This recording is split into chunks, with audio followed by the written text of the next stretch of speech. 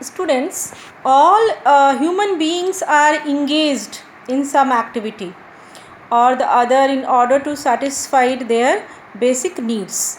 You can see all the human beings are involved in some activities to fulfill their basic needs and fulfill their wants.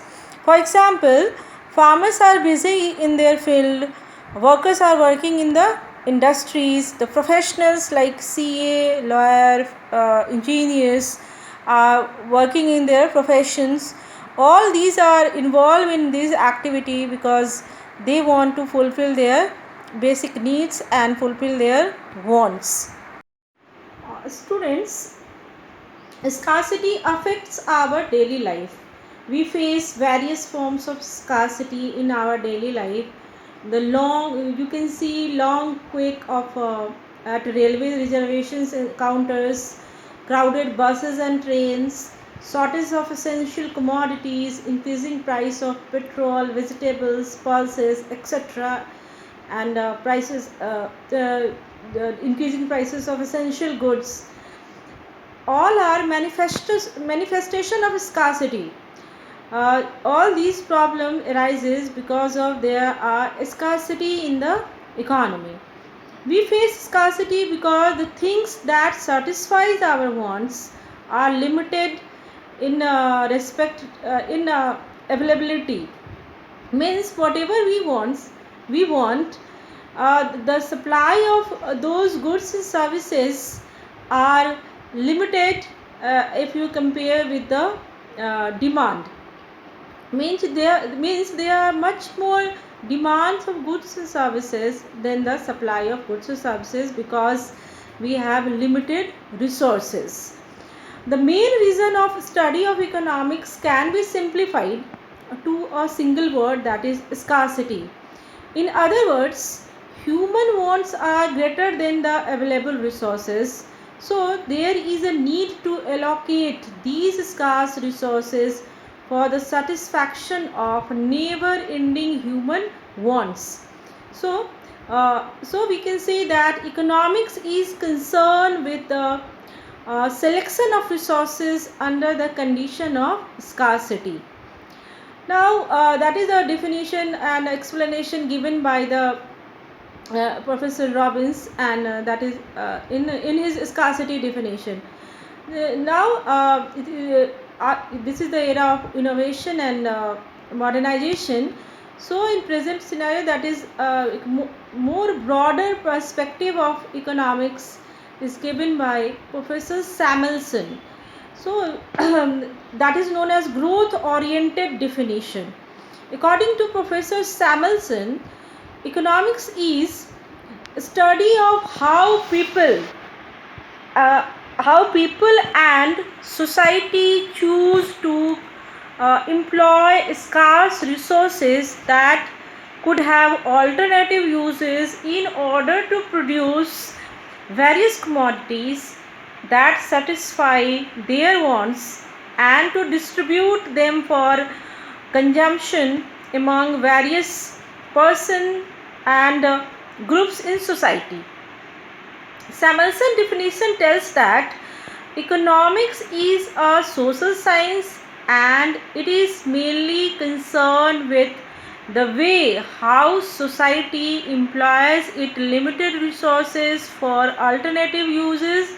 So it is a modified version of scarcity definition. We can say that is a modern form or modified form of definition of Professor Robbins, that is scarcity definition. Samuelson definition is considered to be the most appropriate and satisfactory.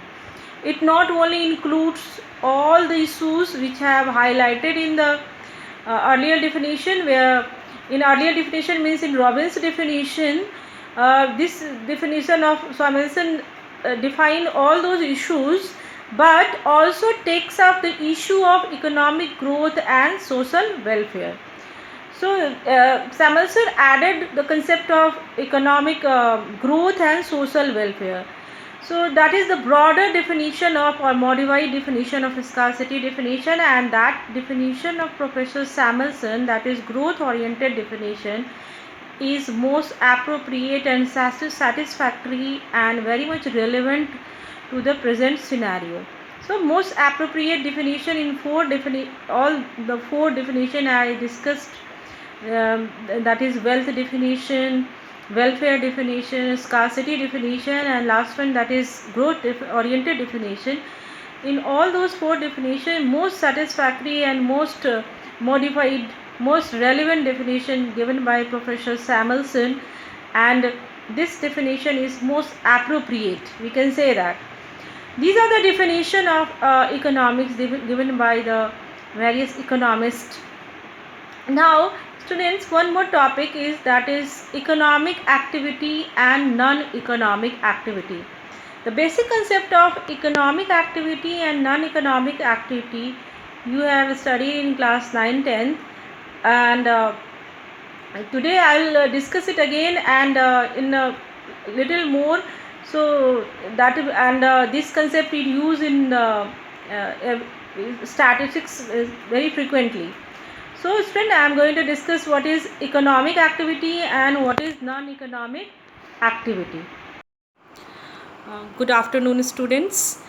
In my first video I discussed about the syllabus of statistics, and in this statistics, the first chapter is introduction, and introduction I discussed what is the meaning of economics and a different definition given by the economist. The first definition given by Adam Smith. He is also considered as the father of economics, and according to Adam Smith, economics is the science of wealth. In the ordinary language, wealth means money, but in economics, the term wealth has special meaning. In economics, wealth refers to those goods which satisfy human wants. Adam Smith was of the view that economics is concerned with problem arising from wealth getting and wealth using activities of people. Adam Smith was interested mainly in studying the ways by which the wealth of all nations could be increased. That is the main definition of economics given by the Adam Smith. He is also considered as the father of economics. After Adam Smith, a very famous economist, his name is Professor Alfred Marshall, gave new definition and broader dimension of the economics. This definition of economics is known as welfare definition. According to Alfred Marshall, economics is the study of man in the ordinary business of life. It inquires how he gets his income and how he uses it. It is on one side the study of wealth, and on other and more important side a part of study of man. According to Marshall, the primary object and end of economics is promotion of material welfare, which is part of human welfare. Due to this reason, he shifted the emphasis from wealth to welfare. His definition, Professor Marshall's definition of economics, emphasized more on welfare of the society. After Marshall, one more definition which is very much acceptable, that is scarcity definition. And this definition is given by Professor Robbins. According to Robbins, economics is the science which studies human behavior as a relationship between ends and scarce means which have alternative uses. Professor Robbins added a new concept, that is scarcity. So student, what is scarcity? Scarcity refers to a situation when resources are not enough to satisfy human wants. Scarcity definition of economics was given by Robbins in his book.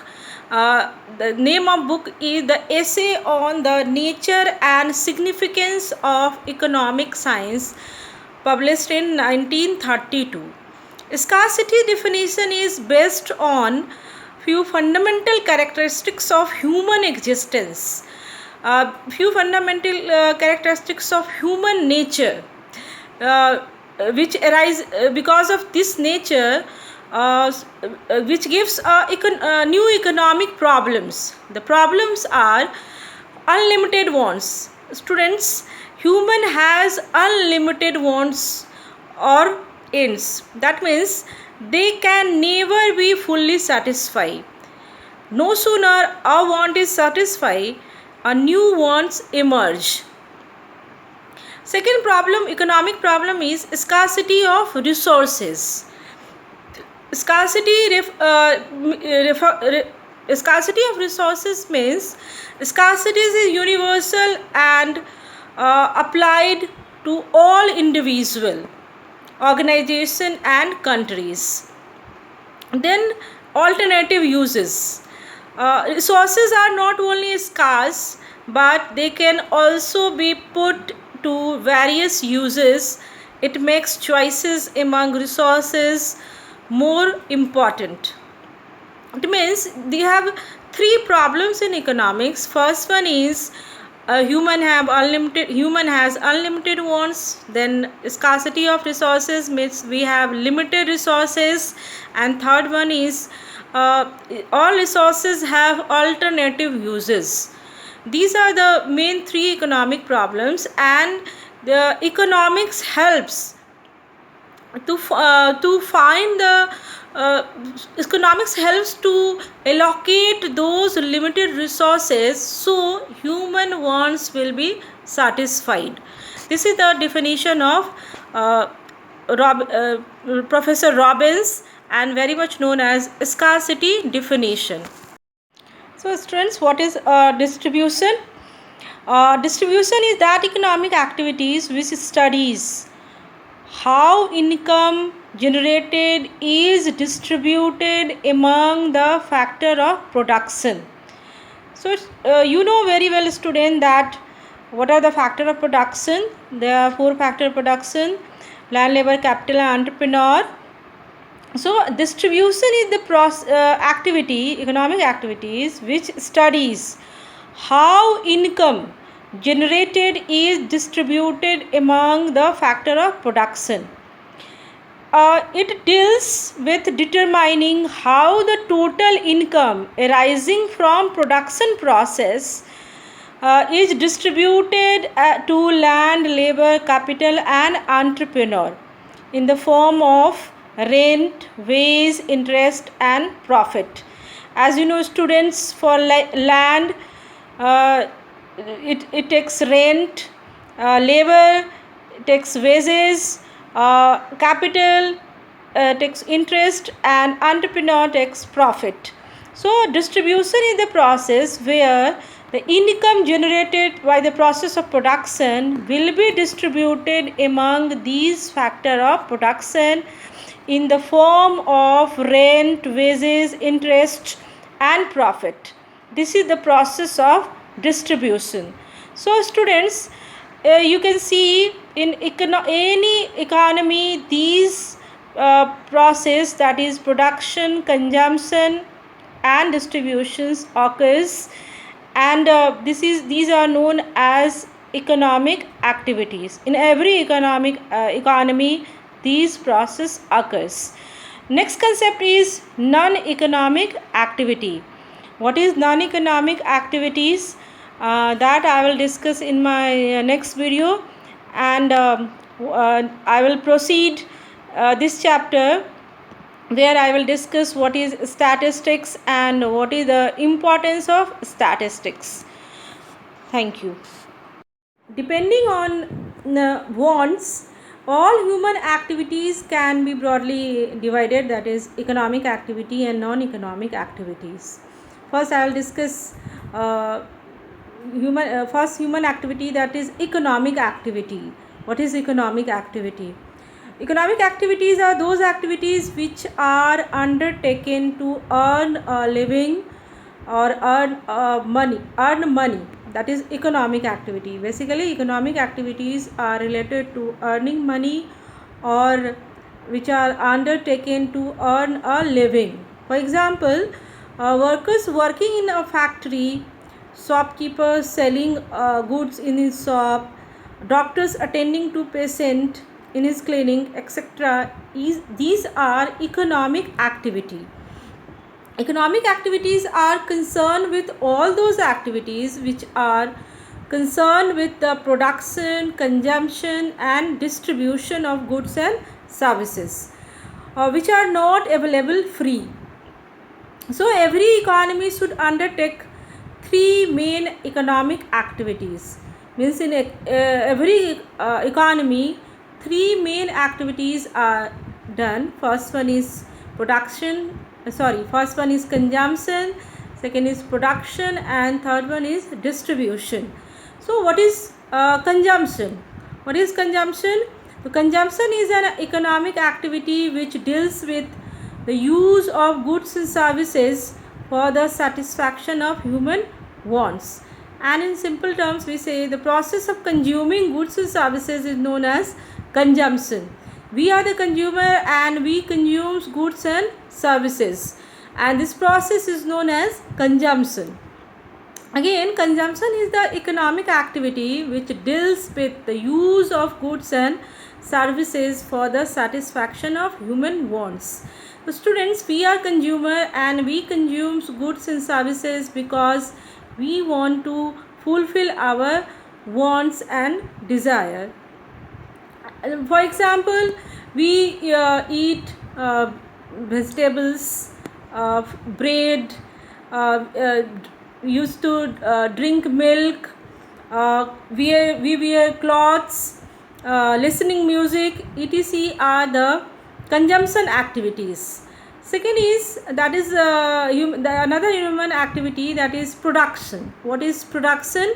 Production refers to all activities which are undertaken to produce goods and services for generation of income and satisfying human wants. In simple term, again, simple way we can define production. Production is the process of producing goods and services for generation of income and satisfying human wants. That is production. It is the process of converting raw material into finished product. Production is the process where the raw material is converted into finished product. Finished product we use to consume. And land, labor, capital and entrepreneur are the four factors of production. These are the four factors of production. And the activities of for example, the activities of farmer, carpenter, trader, doctors, shopkeepers, etc. all come under production. So students, there are four factor production, that is land, labor, capital and entrepreneur. These factors are used in the process of production. And what is the example of production? The examples are like farmer producing grains, farmers helps in producing grains, that is farmer is also producer. Shopkeeper sells goods. So here these activities is done for generation of income. So that is also the process of production. A doctor see the patients in their clinic for generating his income, that is also a process of production. Now next is